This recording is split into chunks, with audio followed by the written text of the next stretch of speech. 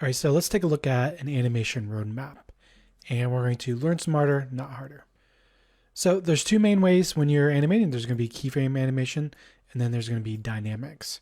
So keyframe animation is what we're primarily going to focus on in this course. We're getting into a little bit of dynamics, but mostly keyframes. So keyframes, you can think of them as just manual or snapshots in time.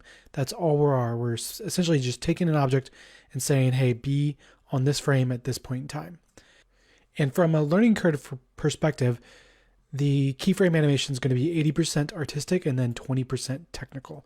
So it's basically going to be more practice equals more progression.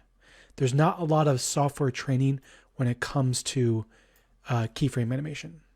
So dynamic simulations, particles, explosions, that kind of stuff, that's going to be the exact opposite in terms of learning curve.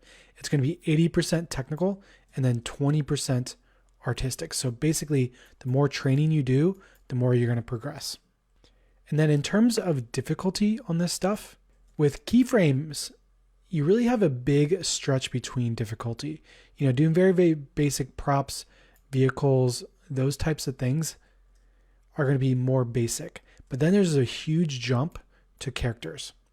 And this was a classic mistake that I know I made when I first started attempting to animate, is I just went straight to a character, started pushing around keyframes and not having any idea why I was struggling so bad. This is, a decade-long learning curve to be able to get really, really good at characters. I know a lot of really, really talented character animators that essentially that's all they do. If you ask them to model, if you ask them to texture, they won't be able to do any of that kind of stuff. That's because they spend all of their time specializing in just character animation. It's highly, highly, highly specialized. With dynamics, you can basically break it up into two different layers. We're going to have single layered simulations and then multi-layered simulations. So single layered stuff is going to be like rain, fire, smoke, things that the simulation isn't interacting with other simulations, right? Some multi-layered simulations is going to be like explosions, destruction, disintegrations. If you have a building collapse, for example, you're going to have all those rigid bodies, the actual geometry animating, and the geometry is going to drive like smoke and dust and debris. So that's going to be more multi-layered. With that said, Blender's really, really good, modeling, texturing, shading, basic animation, that kind of stuff.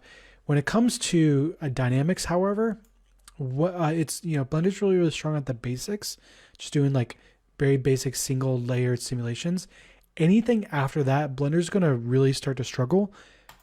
Programs like Houdini, this is what I always push people that are really, really into dynamic simulations to get into. There's a free personal learning edition. And even like the paid version is very, very cheap. There's an indie version that's only like $200 to $300. But the free version, is fully capable. The limitations are very, very microscopic. So I highly recommend checking that out if you really get into the dynamic stuff.